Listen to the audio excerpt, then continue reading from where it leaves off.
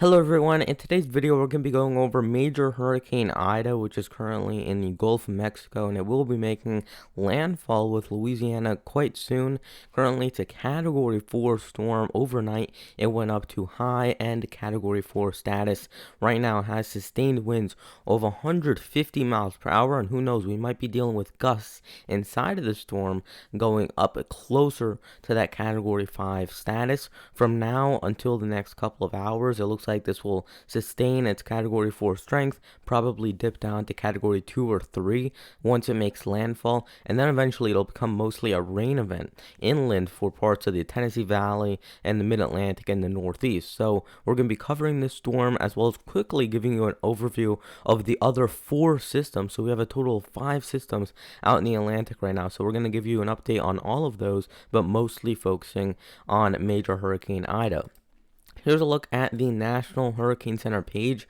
Starting off from west to east, you can see that we have Major Hurricane Ida just there over just to the south of Louisiana. We have Disturbance 1, which has a 20% chance of developing within the next 5 days. That's off the shore of the Mid-Atlantic coast. We have Tropical Storm Julian, which was originally Tropical Depression 11, and it just recently, just a few minutes ago, got updated to a tropical storm. By the way, I'm making this video right now at 11:05 a.m. Eastern time, so that's when all of this is valid for. So that's around 10:05 a.m. Central time. So you have to take all that information at that time frame. If you're watching this, I would say after 2 o'clock, you would probably want to go to the National Hurricane Center page and refresh that to see if they have the new update out, because they'll have the new update out by 2 p.m. unless they do another intermediate advisory. So check the National Hurricane Center page regularly, especially if you're in the path of Hurricane Ida. We have Tropical Depression 10, which is down in the just to the east of the Caribbean islands, and then we have Disturbance 2, which has an 80% chance of developing within the next 5 days. Right now it's over Western Africa, but eventually it will be making its way just south of the Cape Verde Islands. Here's a look at each of them individually. Starting off with Disturbance 1, we have no information on Disturbance 1, but we do have the satellite imagery at least, and this is the one that was off the shore of the Mid-Atlantic coast. Here it is down here. You can see it doesn't look too impressive right now. It's basically just a glorified convective thunderstorm, so really nothing too big there. It will be moving out to sea, so even if it does strengthen, again, we're not expecting anything to really, we're not really expecting any effects from that, even if it does strengthen to a tropical storm status. And if we look at this, again, it's not too strong as of right now. If I had to assume, winds may be gusting up near 25 or 30 miles per hour, but nothing too strong. Who knows, this could potentially become a tropical depression or a tropical storm, but again, it is going out to sea, so even if it does, it really won't have too big of an impact on anywhere over land. If you look at the second disturbance, which is the one that's over Western Africa, you can see it right in here. Here's the Cape Verde Islands, which is over here. And you can see this is expected to make a track somewhere to the southwest of those islands.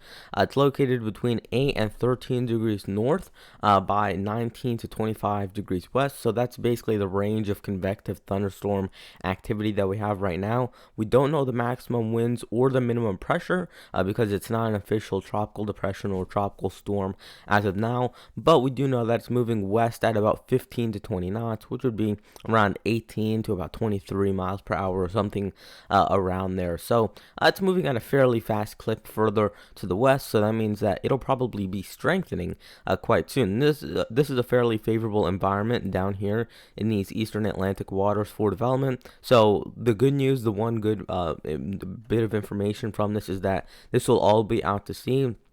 So at least for the next few weeks or a few days into another week, this will be out to sea and not really have any on-land impacts.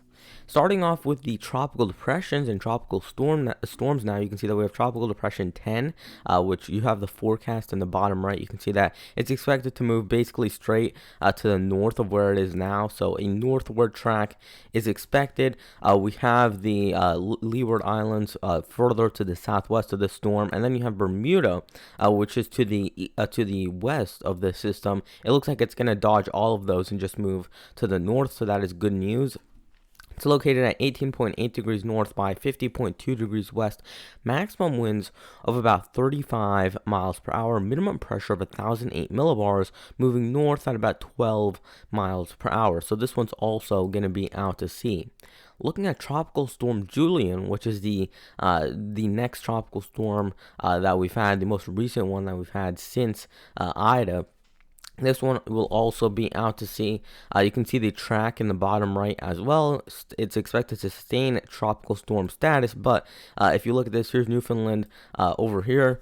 So you're looking at this curving well to the east of there. It might actually have an impact over southern Greenland. So if you know anybody who lives there, or if you personally live there, I guess that could have an impact for them, mainly in the form of rainfall, but I'm not expecting anything really from this storm. It looks like this one's also going to be out to sea. Located at 35.1 degrees north by 46.8 degrees west. Maximum winds of about 50 miles per hour. Minimum pressure 998 millibars, so it's a fairly strong system. And we're looking at movement northeast at about 17 miles per hour. So it's a strong storm, but the good news is that this is going to the east, even of these islands further to the east of the storm. So it's heading to the west of all of these land masses. So really nothing that I could think of in its way, except for maybe Greenland once it gets fairly far to the north. If we look at the big one, the one that is catching all the headlines today, Major Hurricane Ida, right now it is a Category 4 with maximum winds of 150 miles per hour. So those are really, really strong winds. You can see the eye, which is right here, and it's a very stunning storm on satellite imagery. You can see the well-defined eye there. It's about to make landfall over this southeastern Louisiana coast. Somewhere within here is probably where we're going to be dealing with the landfall. You can see that some of the outer bands of rainfall now starting to move onshore into the panhandle of Florida, Alabama, southern Mississippi, southeastern Louisiana. Some good news is that at least it's missing the heavily flooded area of southwestern Louisiana, southeastern Texas. That area got a ton of rainfall earlier in the year, and some of those spots are still recovering. So at least it's not hitting that same spot twice. But either way, it's a bad scenario. You really don't want a Category 4 storm to hit anywhere. So we're looking at a very strong storm barreling into the Louisiana coast, located at 28.8 degrees north by 90 west. Minimum pressure 933 miles per hour, moving northwest at 13 miles per hour. It's starting to slow down a little bit, which will not be good for the flooding impacts. And again, maximum winds 150 miles per hour. That's the sustained wind. So that would be right in and around that eye wall area. Of course, the outer bands, so these areas I'm assuming are probably dealing with Category 1 or Category 2 strength winds, especially if you live along the coast. If you live inland, probably just tropical storm force winds as of right now. If you live in that area, if you want a forecast, just leave a comment down below. Or if you have any updates, leave a comment down below, and that'll definitely be interesting for me to look through. If you have any pictures of any storm damage from Hurricane Ida, leave an email at my email address, which is in the description down below, and leave that picture. I might feature it for the weather photo of the day, because I definitely want to see what is going on down there with all the damage and destruction that is expected with Hurricane Ida. If we look at the forecasted track of this, we're going to look at that in a minute. But looking at the satellite the radar imagery of the storm, you can see you have that defined eye wall, which is over there. And again, in the eye wall itself, it's actually quite calm. You're not really dealing with winds inside of the eye wall, this little blue area where we're not dealing with any rainfall. But then that outer layer of that eye wall is where you're going to deal with the maximum winds. So you go from a calm environment where you're in the middle of the eye wall to a very rough environment just inside of that eye wall. So that outer band of the eye wall is one of the strongest parts of this hurricane. Again, you're starting to see some of the convective activity from Hurricane Ida, some of those northern bands coming onshore. So we're already starting to deal with some of that heavy rain. And again, this radar frame was from about 11:05 a.m. Eastern time, which would be 10:05 a.m. Central time. So that's when this is valid for. You want to check your local news station. They probably have the radar up if you live in that area, showing you where the rainfall is, or you can just go to your weather app and they probably have a radar tab where you can check what the rainfall is.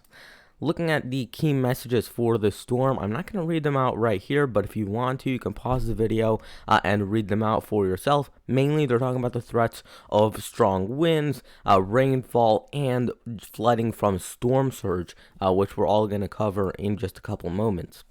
Here's the track from the National Hurricane Center. You can see here's the outer layer of tropical storm force winds. You can see that covers much of southeastern Louisiana and Mississippi as well, maybe even touching Alabama as well. And then you see that we have hurricane force winds in a small little circular area over southernmost Louisiana. We have those hurricane warnings up for the coastal part of southeastern Louisiana. Then for western Louisiana, we have tropical storm watches. Same for coastal Mississippi and Alabama. We also have storm surge watches up underneath those hurricane warnings as well.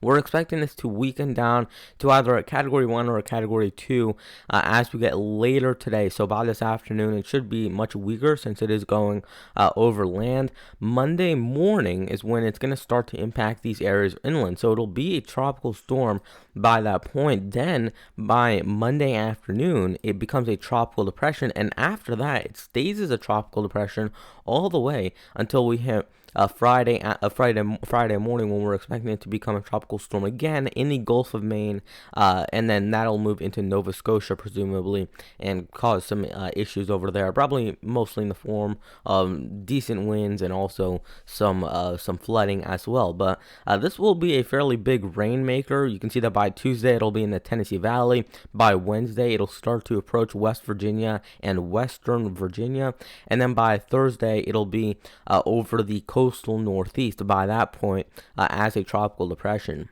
Here's a look at the track forecast from the models, and you can see they have it fairly similar to what the National Hurricane Center has it. You can see that as it's expected to redevelop off the coast of the northeast, it would be moving very close to Maine and then eventually into Nova Scotia and some parts of southeastern Canada, but that is too far out for us to really tell. It is going to linger around this general area of Louisiana, Mississippi, and Arkansas over the next couple of hours. So I would say for another 24 plus hours, you're going to have some lingering rainfall from this event, even as it's pushed away further to your north. If we look at the storm surge forecast, I'm not going to be able to read out for each individual area, since you can see how isolated or how localized these events are going to be. It's all going to be dependent on exactly where you are. So you can see the map here.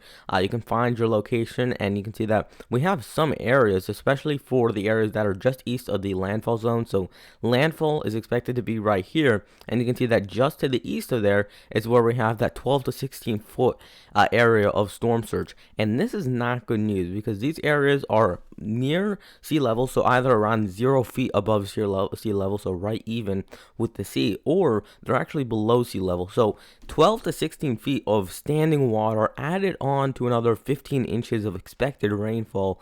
Not good news, and these areas are not protected by the levee system. So that's also bad news. New Orleans and some of the more metropolitan areas right in here are protected by that levee system, but areas further south of there are not, which is not good news for anybody who does live there. I'm assuming that a lot of you guys probably evacuated from there. I think there was a mandatory evacuation notice if you live outside of the levee system. So hopefully you guys did heed that warning and went out of that part of the state and either moved yourself inland a little bit, or just got out of Louisiana or Mississippi in general just to escape some of that storm surge threats.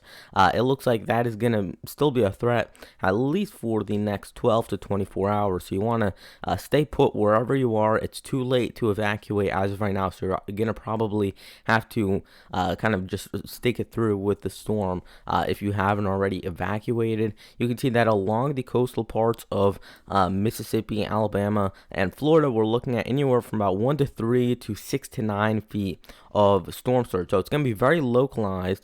This is the, I would say, lower to medium amount of storm surge. Then you get to the highest amounts, which are going to be in and around Lake Pontchartrain, especially further south and east of there into southeastern Louisiana. And then we get into the lighter and still moderate amounts of storm surge in through central and western Louisiana. So if you're highlighted anywhere in this red color, you want to at least be paying attention, because that's where we could be dealing with some standing water, especially right along the coast.